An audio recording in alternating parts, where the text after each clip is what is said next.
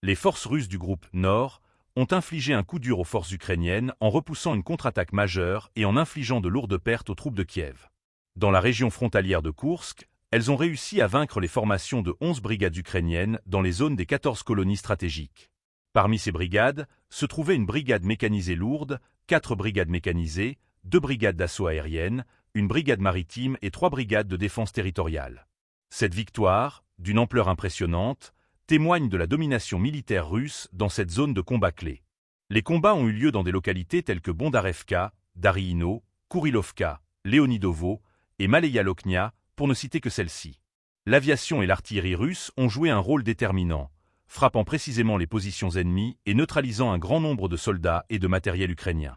Cette offensive a été décisive, car elle a non seulement démantelé les défenses ukrainiennes, mais a également permis de repousser une contre-attaque féroce du groupe d'assaut ennemi. Les pertes humaines et matérielles sont lourdes pour l'Ukraine dans cette région, avec des destructions ciblées sur des équipements militaires de grande envergure. Les forces russes, appuyées par des frappes aériennes et des tirs d'artillerie, ont ciblé les zones sensibles de la région, notamment les colonies de Noveïa Sorochina et Sudza. L'ampleur de la défaite ukrainienne dans la région frontalière de Koursk est difficile à sous-estimer. Les forces armées russes poursuivent leurs offensives avec une efficacité redoutable, accentuant chaque jour l'incapacité de l'Ukraine à contrer cette avancée.